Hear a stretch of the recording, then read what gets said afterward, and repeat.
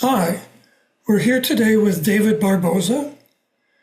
When I first met David, he was a bright young clerk at the New York Times who quickly became a business reporter there. He was soon posted to China, where he was part of a team that won a Pulitzer Prize for explanatory reporting for coverage of Apple's business operations there. David also won a Pulitzer for international reporting on his own for uncovering how the family of China's premier Wen Jiabao had used his position to make billions. David is now the co-founder of The Wire Digital. It has a news platform called The Wire China and a data platform called Wirescreen. They both contribute information for covering supply chain and other business issues. David, thank you very much for joining us. It's really a pleasure to see all the things you've done and to think that you can share it now with people who are starting their own journey into research. Great to be back with you, John. We spent much time together at the New York Times in my early years there. So when I got your email, I was very excited to join you again. Okay. Well, only one of us has aged since then. So, Okay.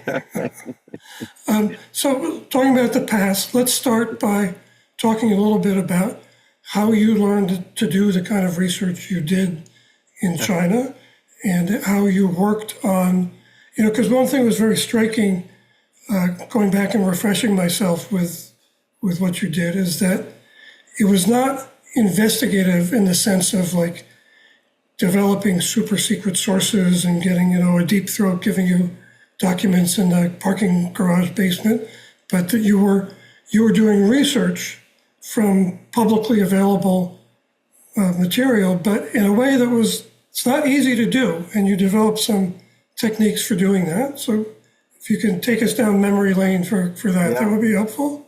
Yeah, I'm going to try to give you the short version of this, John, but I really have to go back to college in a sense, because everything that I did in China really was an extension of what I started doing in college. And that is when I was an undergrad and I was at the student newspaper at Boston University. I read a lot of old issues of the New York Times. I looked at investigative reporters and I said, I want to do investigative reporting and I want to spend a lot of time in documents. I'm very interested in mysteries, in puzzles, and in putting the pieces together through history and documents. And so everything that I did in China with the story about the prime minister's family, Wen Jiabao's family, and also with the Apple investigation was this mix of mostly trying to find documents and having a few sources. And I think of the sources as really pointing you in the right directions, giving you hints at what might be going on. And then once you go through the documents, being able to talk it through with people so that you can test out your theories from those documents. But at the New York Times, when I covered Enron, when I covered other topics for the Times, I really felt I should immerse myself in the detail, and that, and I hope this doesn't sound bad, but I always had the sense that many journalists will get frustrated by the document searches and they'll give up. And so I had this while I was an undergrad in college, working on my first investigation, which was looking at the Martin Luther King papers and at Boston University. And there was a scandal around those papers is, can I stick with it long enough? Can I put together enough material that tells a story? And I'm willing to spend 3 months, 6 months, even years to do that. So it probably won't surprise you that even back then, all the way to today, one of my heroes is Robert Caro, biographer of Lyndon Johnson. And if you know about Robert Caro and that he spent at least 30 years on one figure, he's kind of got to be a little crazy as a researcher. And I felt as a journalist, as a young journalist, you need to do something crazy, meaning you need to do something others wouldn't be willing to do. Stick with it over time. Don't worry about like the deadlines, maybe not even tell your editors that you're working on it. Secretly work on your investigations, and then one day it comes together. So my plan in all the stories from Enron to China was, you hear the rumors or you hear tips about something, you start, writing down notes about theories about what's happened, and then you immerse yourself in the data. And when people tell you there's probably no document that's going to lead you there, if you've read Carol, it's amazing how you can find documents that you didn't think existed. That's exactly what I did in China. Is everyone said to me, there will be no documents that say the prime minister's family is actually hiding billions of dollars in assets in offshore or onshore companies. In fact, there was documentation. The government's own documents prove the case that the family of the prime minister was holding more than $2.7 billion in assets. And we could trace it like a legal case. Every document was there. And in the end, they pretty much admitted that these documents were true. Well, it's like that's one difference between something that's based on sources and something that's based on documents, is that when you nail it through documents, you've nailed it. Yes. But it's interesting you talk about the mix of sources, first as sort of a signpost, Yep. say, and then as a sort of translator, that somebody who knows the organization that produces a document will be able to spell out for you how it came to be, who would have handled it, things Absolutely. like that. I would hate to be involved in an investigation that was only documents. Not that I need to have a source at the beginning, but in the case of the prime minister's family, I tried to interview people in the jewelry industry, because the family of the prime minister was in the jewelry industry. So I wouldn't tell them what documents I had, but I wanted to understand, do I have it right? Do I have the insurance industry right? And Ping An Insurance is a major player. Can I visit them? Can I understand? And in the end, I went to the prime minister's family and said, tell me that these documents, so you always need some people involved, and you don't want to completely trust the document because you don't have the context. There might be something you're missing. You also want them to attack your story and say, you've got it wrong, you misunderstood the document. So I love the interplay, but I lean on the documentation and the proof. And also that makes them more willing or pressured to respond to my emails versus saying, a source told me you have $2.7 billion. Well, who cares? Well, I have documents. I think we want to talk to you about that. So the interplay of them. A phrase that Barbara uses is interrogating your sources, interrogating documents the way you would interrogate a human source and evaluate the trustworthiness and the... Yes. I don't know if you know, John, but we just published with the New York Times a story that is all about this. It is the New York Times received a leak in 2018 involving two of the richest people in China. And our Wired China team got together with them and went through all the leaked documents. We know who leaked it. We know that they came from this company, but it took us more than a year to figure out those documents. And in the end, first we started just only going through documents, but in the end, we started calling the people involved in those documents and trying to work out the chronology and why this happened and how it happened. We didn't get the whole story, but this was a 4,000 word story in the Times. No, it's remarkable. It's a story about Jack Ma of Alibaba, and I forget the name of the Zhao Jinhua.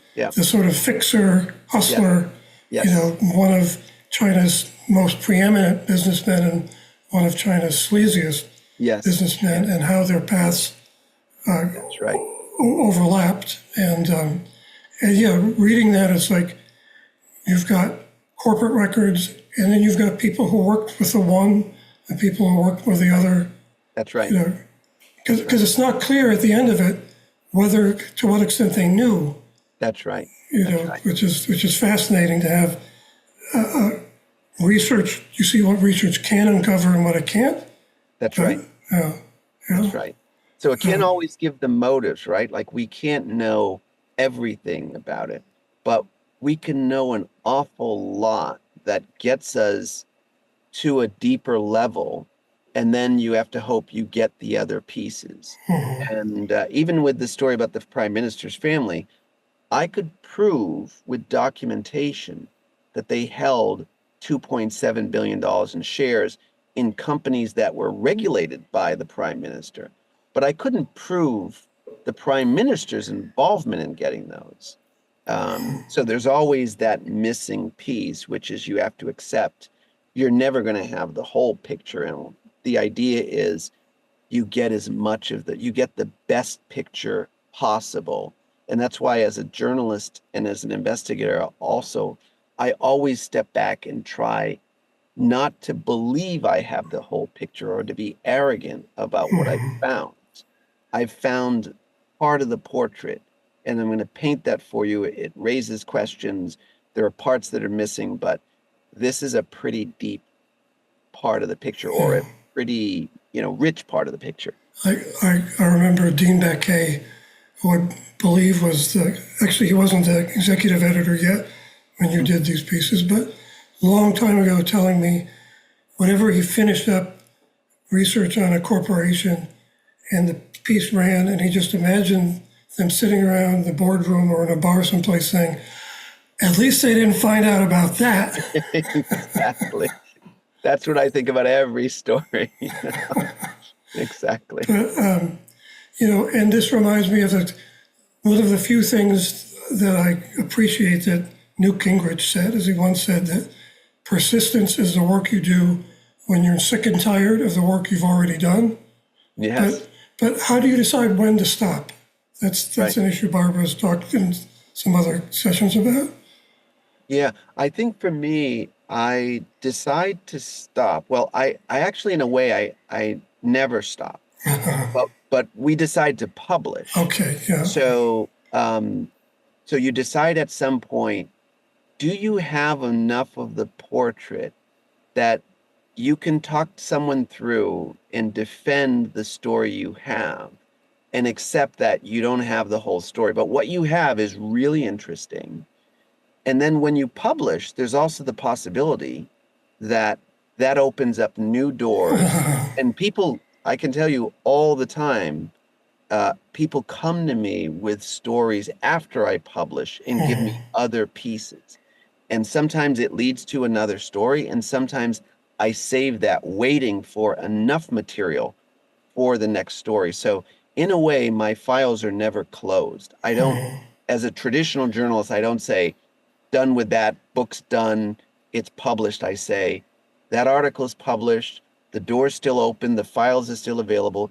That's also why we wanted to create this company, is the idea that the story never ends, right? The story evolves. And so if I have this data, if I have the archives, if I have my files still bringing in new material, the picture, I may find new material that changes the picture. Am I brave enough as a journalist to say, I wrote that story, I didn't have the full picture, now I saw other things, even if it's not, it might contradict part of my story. Is that important information that should be out there? I would very much be willing to do that. The question is whether the Times would publish the story, years later. But I have always kept my books open and returned to stories. So in terms of going from traditional to a sort of newer role, and my sense of your company is that you are finding, curating, collating, but you're a platform where information is available for other researchers, whether they're journalists or businesses or regulators, to come and use the kind of thing that you were doing for yourself, but now you're sort of more of a neutral party. Yep.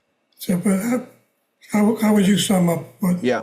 So I think that's exactly the idea, which is in some ways it's very much a journalism ethic, but even more so, right? So with the data platform, The idea is we want to put all the official data in, highly sourced, New York Times standards, where do you believe this is a legitimate source that you can use it in your data platform from the SEC, from the Chinese government, from whoever, and paint the portrait, but not give opinions, right? So it is a data analytics platform.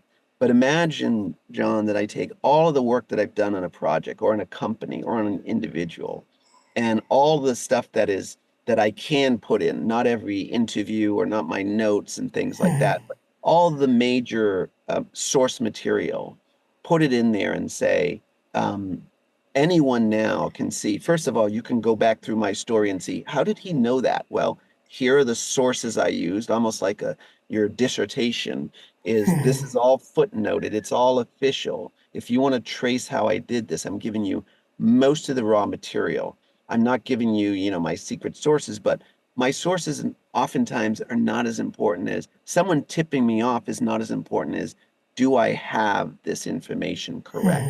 So the data analytics platform is really meant to be a way to save history, but also to make it available so that journalists can build upon or data, analytics researchers can build upon one another's work, and you can have things updated and evolve rather than the old school way, which is I did my reporting. I'm going to take the Times doesn't want my files. I'm going to take them home and write a book, or I'm going to burn the files, or I'm going to put them in the attic. I'm actually going to put those into the system. I'm going to save that, and I'm going to merge it with a lot of other data. Now, you probably have the question of like, well, why didn't the Times or the Post or the Journal, why doesn't anyone do that? The Bloomberg, et cetera. And the reason is it's very expensive. And it was, such a barrier to like, think of like, who's going to organize all that? Who's going to put it all in? So everyone told me there's no way you can do this. And I kept thinking there must be a way. The technology is now advancing. I've scanned in all of my documents from China. I was 12 years in China, scanned it all in, not in our data platform yet, but in a drive that I can search, that I can find every note that I had from China. And eventually we're going to integrate all what I can from that, the real stuff, the documentation, into the platform so that in the future, it might be easier to just give your notes or just here are all the official documents we can scan in and then it'll pull the text into the platform. So my idea is you want something that evolves and saves and is more efficient, and not, I need to rebuild everything from scratch, every reporter. You probably know that, but when most reporters show up, I'm the new bureau chief of Shanghai or something else. You go in and there's nothing there. There are no files, right? There's like, good luck. Here's some name cards. Make your own sources. I've thrown out all of the material that I saved. And so I need to start building from scratch. That's a really expensive process. So over time, we hope Wirescreen and other platforms will have a way that, like an archive, like the Wayback Machine of data on Well, companies. I mean, you're focused on, supply chain issues with China is,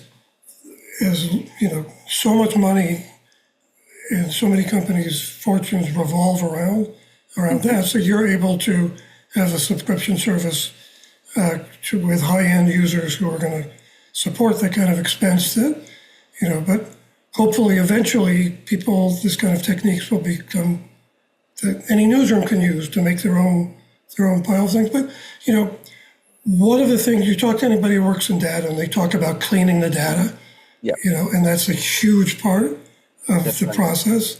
That's right. It's like if the tip of the iceberg is like reading the data, that cleaning it. So in this sort of broader view of archive data, Mhm. source material, what was the real challenge?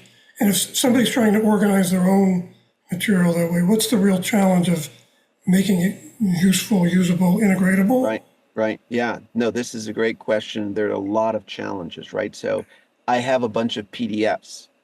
How do I get those into the platform? Or I have a company. I know there's documents about a company in mainland China, but that company uses a different name when it ships to the US. It uses its English name, not its Chinese name, or it's using its traditional characters in Taiwan, but it's simplified Chinese characters in mainland China, and its English name, which is different from its Chinese name. How do you do the entity resolution to figure out those three companies are part of the same company? How about a person? Jack Ma is in English, Ma Yun is his Chinese name. He may have a spelling in Indonesia. How do you resolve all of that messiness? And so that is definitely for all people in the data world is one of the biggest challenges. And so what you do is you start writing rules about they're coding it. And I think that's the beauty of what I'm learning from the engineers is they start helping you resolve many of those issues.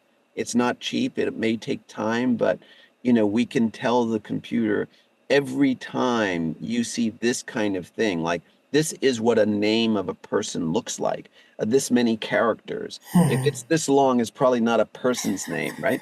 Um, and so you start giving lots of rules and you can't solve them all immediately, but you can solve a lot. We have 12 million companies now on the platform. And so over the last 4 years, we haven't been solving all of the things. There's still so many in trade data, et cetera. But I love the sort of effort to build something where you go at those problems and the technology is getting better and better. They'll find new ways with AI to solve more of the problems. And eventually you'll have, think about me going through 10,000 pages of documents and with paper and saying, didn't I see this person's name in document like 3 and I have to remember? And so all of that stuff is now I can do it in an instant. I can check the English spelling, the Chinese spelling. I can then pull up everything. So I'm just learning that there's amazing thing these coders can do. And it's also the storage costs have gone down dramatically, right? So we can store everything I've ever had for very cheap, and then we can connect it to AWS, Amazon Web Services, to other things. So we are going to solve a lot of these problems, and the data, like if you're doing by hand, and I'm using this data platform, and we've got enough users that we're driving down the cost of the average use, I'm going to be like, you're just never going to be able to get to the point where you can do what I can do with the computer. I just searched 12 million records in an instant, and I have a historical batch of records too. And so how long would it take you going by hand to do that work? The work that I did in China for the Wen Jiabao story, that was about 14 months. I believe like a big part of that, I could do in like 1 month, not the whole thing, but there's a big part I could probably collapse 4 or 5 months into 2 or 3 weeks, or maybe even in some cases 2 or 3 days with what we have now in the platform. So, the future of journalism and AI is obviously, Knight Center has run several courses already, but not to get deeply into it, but just like for someone who's not working with the kind of powerful tools you have, but might be logging into ChatGPT or one Anthropic or Claude or whatever, just like any tips of like how to think about a good way to use AI for working with documents and doing research? Yeah. So I'm still kind of skeptical at the stage we are now that you're going to do great things. I've used ChatGPT. I can see that I can query some things. Like I might even ask ChatGPT, like, who are Apple's suppliers or something in Vietnam? And it might get it right, or it might be outdated. And I think you can now get sources. But what's coming is going to be powerful when I turn all this on to our own data sets, right? And I can query my 12 million companies. And maybe I can ask questions that like would be very hard for me to figure out going one by one through those. So I think the potential for AI is really big. Of course, I would always be, as a journalist, skeptical to can I get the sources? Because even for our platform now, by the way, we sell to regulators and they want a source button. So, okay, you claim that this person is here in this company. How do we know if we're going to court? So we're actually building part of it so that you can see the source of that. And you're going to want that with AI, and you're going to want, to print out the PDF maybe, or to see the links. But I think if you do that, think about it, I can search 12 million companies, but I still want to prove to my New York Times editors or the regulators that I can prove that this is true from an official document that I can see. And it's not some black box where I asked it a question and it said, yes, we found out that the prime minister's family has $2.7 billion, but show me the evidence. Yeah. Point me So, to the original documents. so I think that, the tools are half of the equation. The other half is people creating pools of information. So it's not anything on the internet Yeah. and all the craziness and hard to proveness that comes along with that. But if a newsroom can start to put together, or a reporter can put together their own files, a set of reports, and then use Right. the tool to speed the work with Right. that. That's right. John, I'm always a little cautious on young journalists who think that a database can do all their work for them. A database should be like another great tool in your toolkit. But if it becomes your overwhelming way, I'm a little worried about that type of journalism.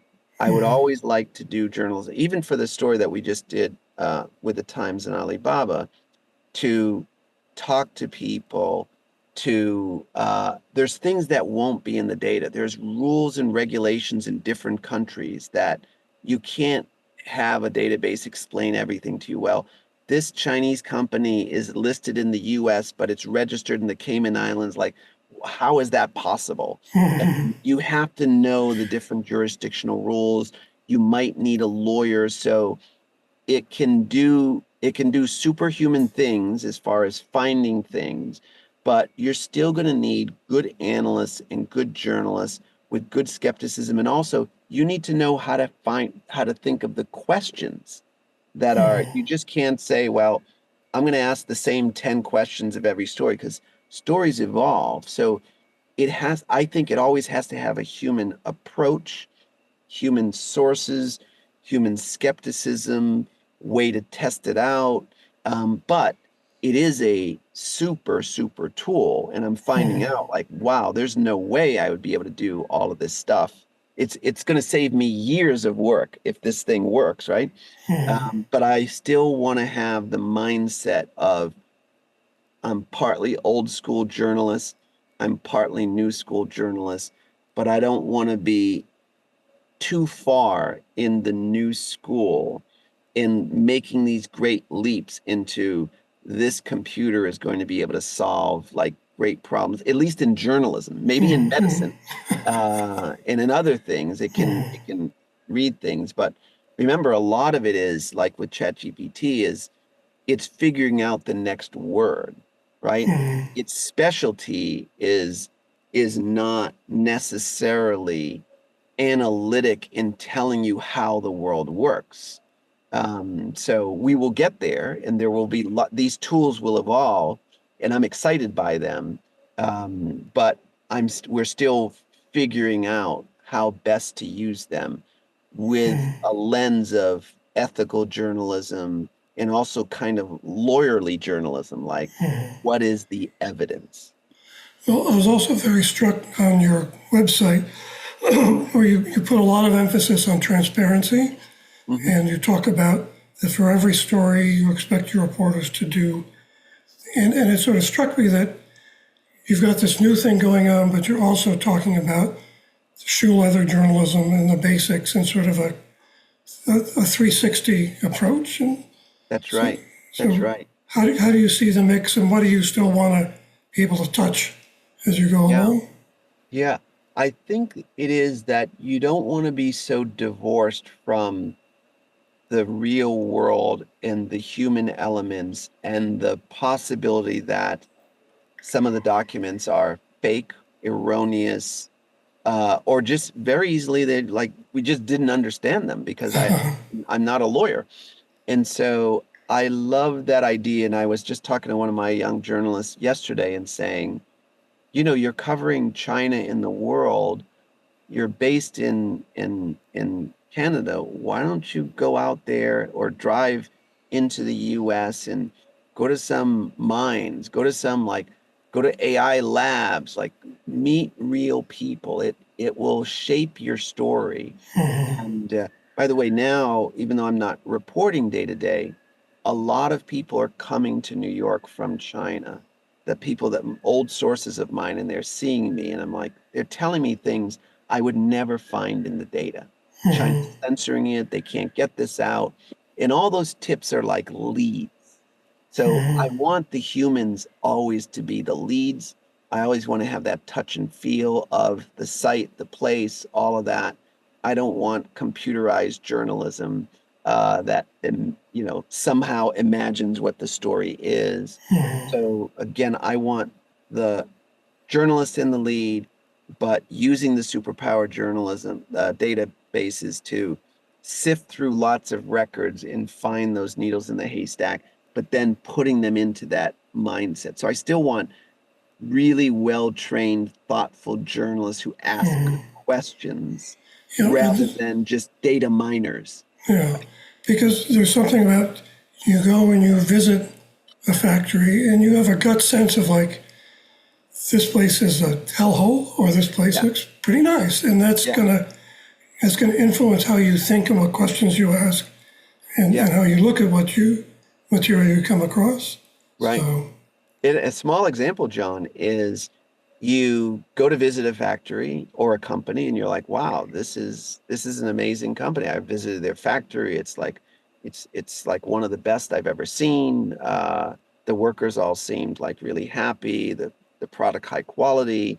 And then I go into the database and find they have 17 other factories, and what they didn't take me to are the ones, and this, by the way, this is kind of a real story. I went to visit Foxconn, which has great factories, but I didn't realize behind some of those factories, they have slummier factories. And I met some of the workers accidentally. And we said, like, where is your factory? And they're like, our factory is in the back. And so you go to those factories and say, oh, okay.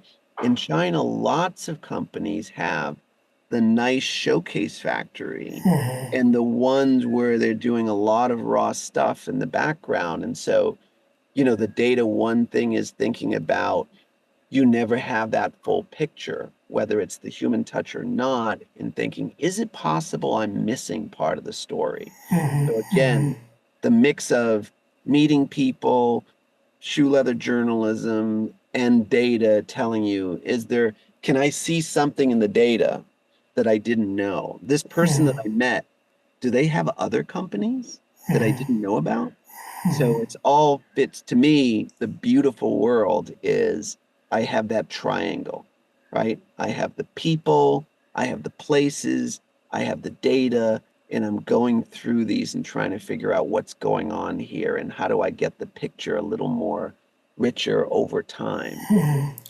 you're writing this kind of a story, and that kind of stuff can make it better. If you're writing a profile, and if you're doing a document story, that knowing the people and knowing that human context makes that richer. So Yeah. it's a fascinating project you've launched yourself on, and I know it's going to produce. It's already produced great stuff like that Jack Ma story, and Yep. look forward to so much more and seeing. And you're also you're here as an example of how people can rethink what it means to be a journalist, and it can be more than sitting in a large newsroom.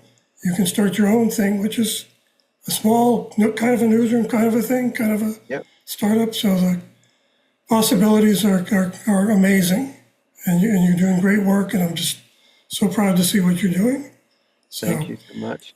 and thank you so much for sharing this with people around the world. And who knows, maybe some of them will be in touch with more tips for you. I So, hope so. I hope so. Great to be with you, John. Call me okay. anytime.